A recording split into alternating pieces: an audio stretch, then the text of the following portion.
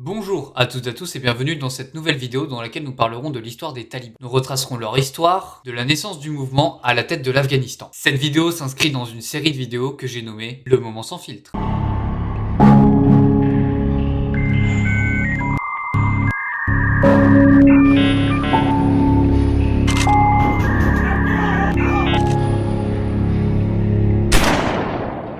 Nous sommes en 1989 et la guerre froide vient de se terminer. Les forces soviétiques partent donc. 3 ans plus tard, le régime communiste afghan tombe. Les Moudjahidines entrent à Kaboul en avril 1992. Les Moudjahidines sont les groupes armés qui s'étaient battus contre l'armée rouge avec le soutien des Américains et des Pakistanais. Les Moudjahidines, incapables de s'accorder sur l'administration du pays, font plonger petit à petit le pays dans une guerre civile. Et c'est là qu'il y a l'émergence des talibans.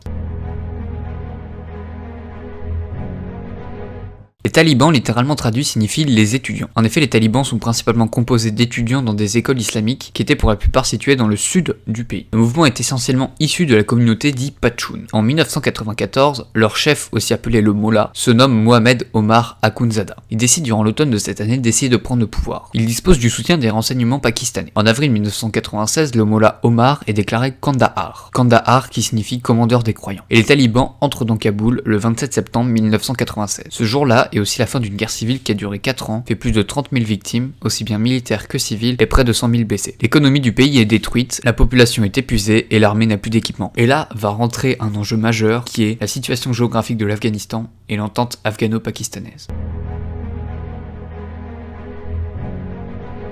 En effet, à ce moment-là, les talibans ont un impact partout en Afghanistan, sauf dans la vallée du Panjshir, qui se situe dans le nord-est du pays. La vallée du Panjshir qui est sous le contrôle du parti politique Jamaat-e-Islami, un parti qui a déjà lutté contre l'armée rouge et qui peut être défini comme communautariste. Il est présidé par Ahmad Shah Massoud. Bref, revenons aux talibans. Après leur arrivée à Kaboul, ils se sont présentés comme les personnes qui incarnent un mouvement de paix, censé incarner l'ordre moral. De plus, ils ont un actif soutien du Pakistan qui est un pays voisin. En effet, les talibans et le Pakistan sont proches idéologiquement et se promettent une stabilité mutuelle.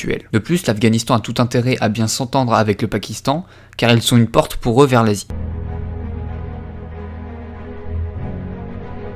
Les talibans au pouvoir. Dès leur installation au pouvoir, les talibans instaurent un régime qui repose entièrement sur une interprétation extrémiste de la loi islamique, la charia. Les femmes sont désormais contraintes de porter la burqa bleue qui couvre entièrement leur corps et leur visage. Elles risquent la lapidation ou les coups de fouet en cas de manquement à la pudeur, ou alors d'adultère. Elles n'ont accès ni à l'instruction, ni à l'emploi et ne peuvent sortir qu'accompagnées d'un homme. De plus, les divertissements comme le cinéma, la musique ou même la télévision ne sont plus tolérés. De même pour la possession d'appareils photo ou de caméras. Les homosexuels sont condamnés à mort. En Afghanistan, il y a plusieurs communautés, dont les Pashtun, les Tadjiks et les Hazaras. Les Hazaras ont beaucoup collaboré durant la guerre froide. Ils deviennent donc une communauté persécutée. Début 2001, les talibans détruisent les Bouddhas de Damiyan, un symbole du patrimoine culturel afghan et joyau de l'art irano-bouddhique. Le gouvernement des talibans n'est reconnu comme gouvernement que par le Pakistan, l'Arabie Saoudite et les Émirats Arabes Unis. Pas étonnant quand on sait que Riyad, la capitale de l'Arabie Saoudite, avait particulièrement contribué à la guerre contre les soviétiques et à l'envoi de combattants arabes en Afghanistan.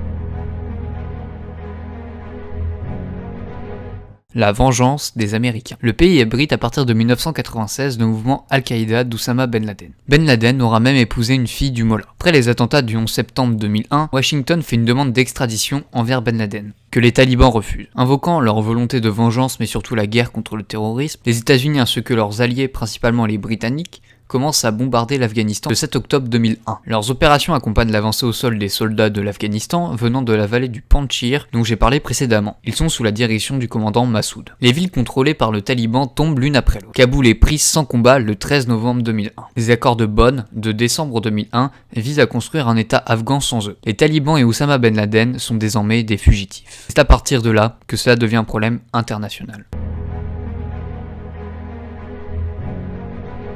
Ces derniers se retranchent au Pakistan, avant de réapparaître dans la province du Helmand, dans le sud-ouest en 2003. Au fil des années, ils vont reconquérir de plus en plus de villes. Les forces gouvernementales épaulées de troupes mandatées par l'ONU et l'OTAN ne cessent de les combattre. Ils y échoueront de même que dans la mise en place d'un gouvernement central fort en Afghanistan. Les différentes annonces de retrait de troupes de l'OTAN puis américaines ont permis d'ouvrir le dialogue en 2017 entre les talibans et le gouvernement de Kaboul, en vue de réconcilier le pays. L'accord de Doha, signé en février 2020 entre Washington et les talibans, acte le retrait américain définitif, en échange d'une garantie de sécurité. Le 15 août, soit 2 semaines semaines avant le départ du dernier soldat américain d'Afghanistan, les talibans entrent dans Kaboul de nouveau sans bain de sang. Voilà, j'espère que cette vidéo vous aura plu. Voilà une vidéo sur un sujet un peu plus sensible que d'habitude. Voilà, j'essaie de plus en plus de me diriger vers ce nouveau format. Voilà, il y a le moment sans filtre, donc voilà que j'ai beaucoup amélioré depuis la vidéo Huawei. J'espère que cette vidéo vous aura plu. C'est aussi le type de contenu que je fais sur ma chaîne TikTok et ma chaîne Instagram qui est dans la description. Sur ce, n'hésitez pas à liker, partager. Sur ce, c'était Pichetouille. À bientôt dans une prochaine vidéo.